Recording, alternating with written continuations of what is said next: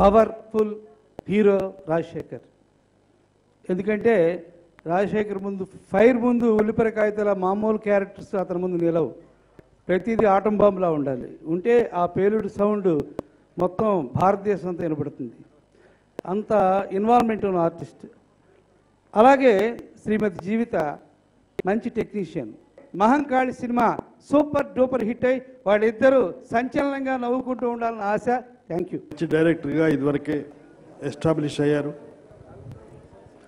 రాజశేఖర్ గారు యాక్టరు, మంచి యాక్టరు, అటువంటి యాక్టరు, ఇటువంటి యాక్టరు అని ఇప్పుడు చెప్పవలసిన అవసరం ఏమీ లేదు. ఆయన ఎంత మంచి యాక్టరో అందరికీ తెలుసు. రాజశేఖర్ ముందు నుంచి కూడా ఒక స్టైల్ ఆఫ్ యాక్టింగ్లో చాలా ఎక్స్పర్ట్, పాపులర్ అయ్యాడు.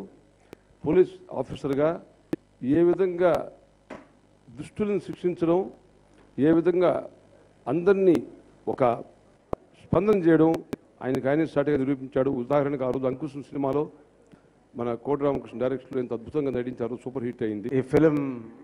యాక్చువల్గా ఎవడైతే నాకేంటి తర్వాత అందులో స్క్రీన్ ప్లేలో అలాగే డైలాగ్స్ నుంచి ప్రతి సీన్లో ఇన్వాల్వ్ అయ్యి చేసిన, ఈవెన్ స్క్రీన్ ప్లే అండ్ డైలాగ్స్లో కూడా నేను ఇన్వాల్వ్ అయ్యి చేసిన ఇది second film.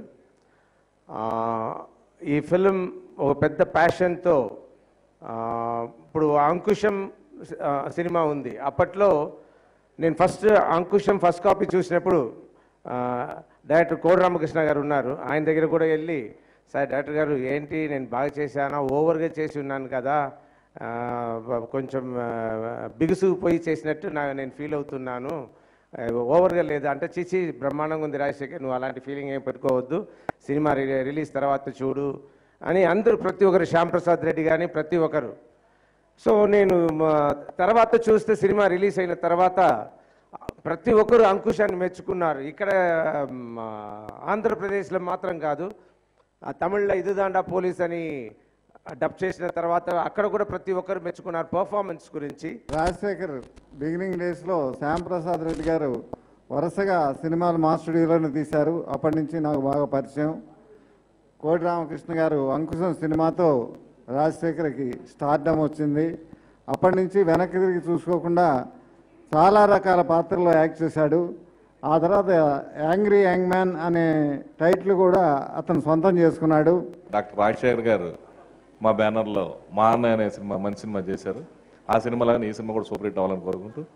For anybody it's the same. అంటే ఒక సినిమా తీయడం అనేది ప్రతి డైరెక్టర్కి ఒక డ్రీమ్.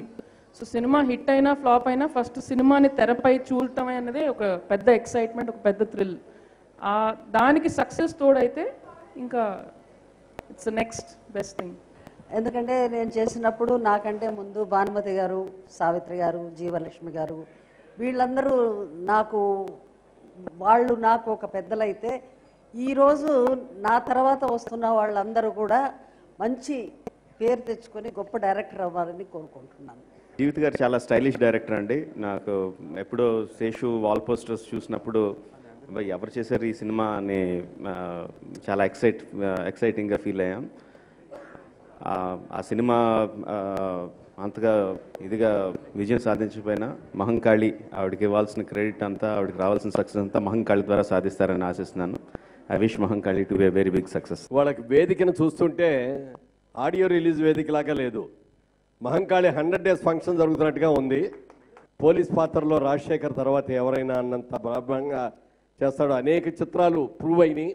మళ్ళీ ఈ మహంకాళి చిత్రం కూడా ఆ విధంగా తప్పనిసరిగా విజయవంతం అవుతుంది అనుకుంటున్నాను.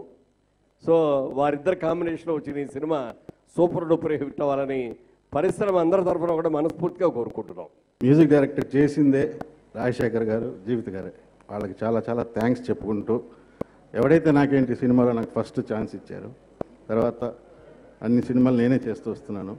ఈ సినిమా మహంకాళి సినిమా 100 days అవ్వాలని, చాలా బాగా వచ్చింది సినిమా సక్సెస్ అవ్వాలని కోరుకుంటూ